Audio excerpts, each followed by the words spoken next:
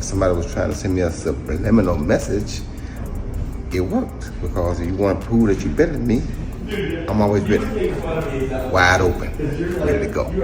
Just call me. Floyd Mayweather, with his 50-don legacy seemingly set in stone, is leaving no doubt that he's not done making headlines. Mayweather shocks fans by sending a fight proposal to Roy Jones Jr. after being challenged on the Stephen A. Smith Show, and he made it clear this isn't just another exhibition. Mayweather states he has earned the ability to choose his opponents, while Jones has been taunting him for weeks. Roy says he is prepared to prove himself and desires the fight to occur. Jeff Mayweather responds strongly to Roy Jones Jr. challenging Floyd Mayweather by stating that Roy was the person who started this by making those comments initially. Well, I mean, the thing is that basically, I mean, you talked about Floyd first, and then he just, he basically just fired back in a different way. So, I mean, why would you want to fight somebody just because they said something? He did the exact same thing that you did. As Floyd's uncle and former trainer, Jeff's perspective is uniquely personal. He wonders why someone would wish to fight a person merely because they made a comment about them. According to Jeff, the drive appears personal, as he feels Roy is unhappy about Floyd's accomplishments in boxing and the amount of fame he has attained. Jeff implies that Roy's frustration could come from Floyd's impact on the sport and the method he has sustained his popularity over the years, a method that saw Floyd become the highest-paid athlete in the world for several years, earning upwards of $300 million for a single fight against Manny Pacquiao. I would not be able to take credit for beating Pacquiao after he got knocked out by Marquez, because that's not the same Pacquiao. Of course. That's not the Pacquiao at the top of his game. Yeah, of course. But in society today, we'll call that person the best fighter ever. Of course. When that's not how that goes. That's not reality. But in the business world, it is, because look how much money he made. Floyd Mayweather have gotten into it. Now, first of all, you know, the acronym TBE is the best ever. Does that accurately describe Floyd Mayweather? At making money, yes. Roy Jones Jr. rejects Floyd Mayweather as simply a social media creation who prospers on online notice rather than pure boxing contests. He compares their careers by stating that his own drive has always been about the sport itself and not just creating an image. Jones often points to his own past as proof. In the 1988 Seoul Olympics, he was the victim of one of the most controversial decisions in sports history, losing the gold medal match despite landing 86 punches to his opponent's 32. For Jones, that moment solidified his belief that pure competition, not judging or politics, is what matters. Roy stresses that the distinction between them is obvious, as he concentrates on real competition, while Floyd is more worried with promoting himself on platforms and sustaining a public persona that keeps his name popular. Roy Jones Jr. displays confidence by making it known that he fears no rival and is prepared to fight even at his present age. I mean, you think there's a possibility, Roy? Like, we might get this exhibition? Ain't gonna be no exhibition. I want it real. I know the sense of being an exhibition. What we gonna play for? We both fight for real. What we playing for? Wasn't no exhibition. We didn't make it real. Exhibition for people playing. We ain't playing. I ain't anyway. This public defiance shows that he views himself as still able to put on a powerful performance in the ring. His declaration is intended to quiet any doubts about his preparedness and to remind fans that his mentality is that of a real fighter who will not retreat from anyone. If you look at Roy Jones' highlight reel of KOs, you ever watch like Roy Jones when he was in his prime? They were executions, son. It was like Mike Tyson in his prime, but a different thing. In fact, in a Nas song, Nas says the new Mike Tyson's Roy Jones. Wow. Roy Jones was just executing people. He was so much faster than anybody. His timing was so good. He was a sniper. Oh my God, he was just so skillful. Joe Rogan talks highly of Roy Jones Jr.'s distinct fighting style, calling it the craziest and most inventive in boxing history. He remembers how dominant Roy was during his peak years, when his quickness, reflexes, and movement made him nearly impossible to defeat. To put his athleticism into perspective, Roy Jones Jr. achieved something almost unthinkable. After starting his career as a light middleweight at 154 pounds, he jumped up 2 weight classes to win the WBA Heavyweight Championship in 2003. He is the only boxer in history to start at that weight and become a world heavyweight champion. Rogan's compliment reinforces the notion that Roy is not just a talented boxer, but one of the most blessed athletes the sport has ever witnessed, which adds value to his credibility in challenging Floyd. Roy Jones Jr. freely questions Floyd Mayweather's position in boxing history, stating that Floyd would not even be in his own top 5. He disputes Floyd's record by questioning who he has really fought at the top level. Who did Floyd fight that was on his level when he fought? Floyd never fought nobody that was of his equal. In Roy's opinion, only Canelo Alvarez was truly on Floyd's level, while the remainder of his opponents were not similar in skill or stature. Critics often add context to that Canelo fight, pointing out that Canelo was only 23 years old and had a rehydration clause that limited his weight, arguably giving Floyd a significant advantage. This critique is intended to dismantle the persona of Floyd as a fighter who constantly faced the top competition. Roy Jones Jr. feels that a fight between himself and Floyd Mayweather would be an occasion that fans around the world would adore to witness. He portrays it as a meeting of two of the top fighters of their times, which would generate huge excitement and amusement. He frames it as a generational showdown, similar to how fans once dreamed of matchups like Muhammad Ali versus Mike Tyson. Roy maintains that such a match would not only be a show but also an uncommon chance for boxing fans to see two iconic names test their abilities against each other. Roy Jones Jr. is famous for never staying quiet when he believes something is amiss, and he showed it again when Floyd Mayweather stated to be greater than Muhammad Ali. Roy Jones and Muhammad Ali is the same fighter. Their defense is their legs. They're young, and at the top of their game, they can move. Once their legs went away, they sat and done a rope-a-dope. Ali, the same fighter that got beat by a fighter with 7 fights. Leon Spinks beat Muhammad Ali when he only had 7 fights. Ken Norton really beat Ali all 3 times. Go back and look at the fights.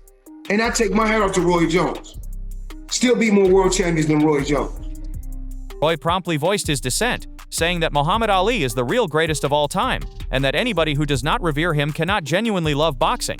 To Roy, Ali's legacy is unrivaled, not just for his ability in the ring but also for his brave character and influence on the world beyond boxing.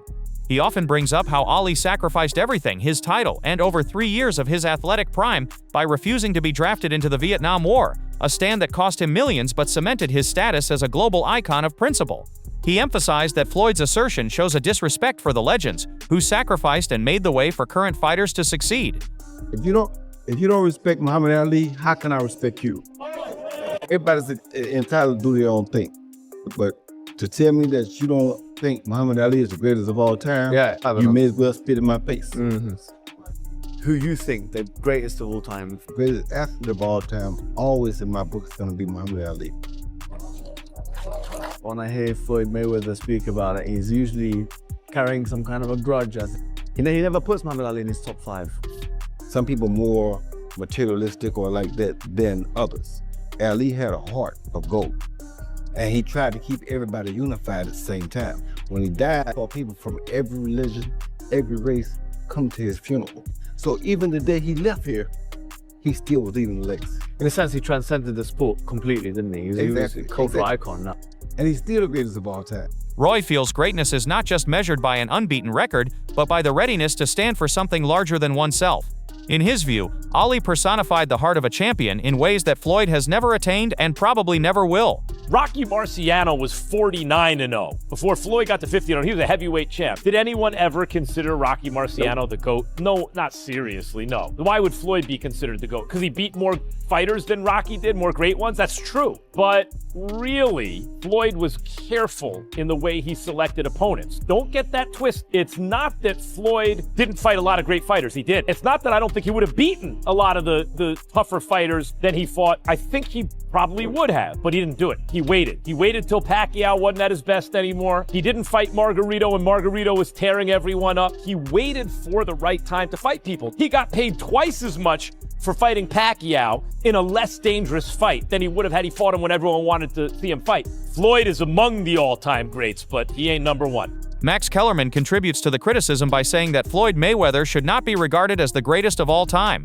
He indicates that Floyd's career was constructed largely on creating huge pay-per-view revenue rather than always taking on the most perilous opponents. For example, the fight against Manny Pacquiao, which generated over 4.6 million PPV buys, was delayed for years, with many analysts believing Floyd waited until Pacquiao was past his physical peak to finally make the fight. Kellerman implies that Floyd cautiously chose his fights to maximize income and shield his record, which in his opinion detracts from the legitimacy of his claim to greatness. Michael Jai White offers a different perspective by comparing Floyd Mayweather to Bruce Lee and Roy Jones Jr. And that's why, when I look at Floyd, I go, yeah, there's a reason he's hitting people cold when they're not ready for it. Because he's doing that. And Roy Jones was doing that too.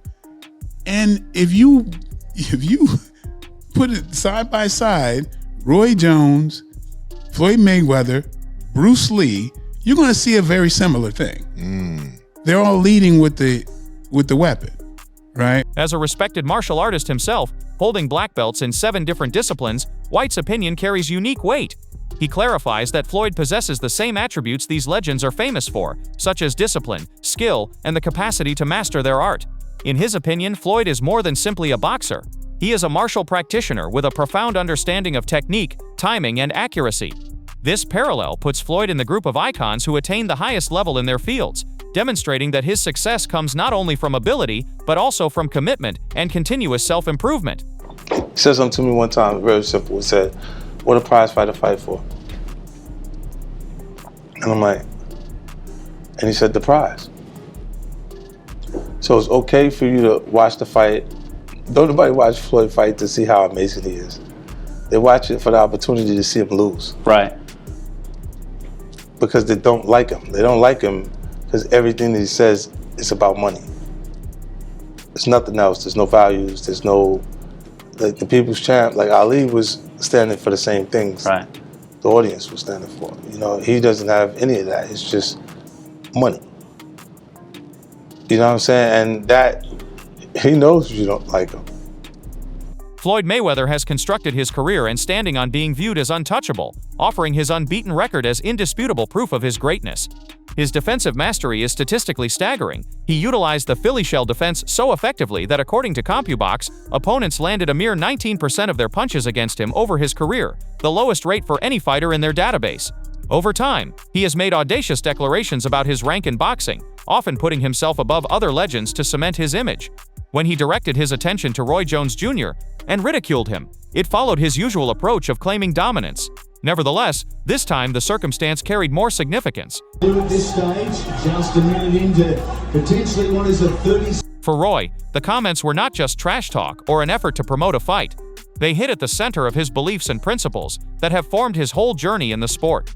To him, it was not amusement, but a challenge to the honor, integrity, and commitment that characterized his career, making the interaction far more personal than anything Floyd might have meant. He basically just fired back in a different way.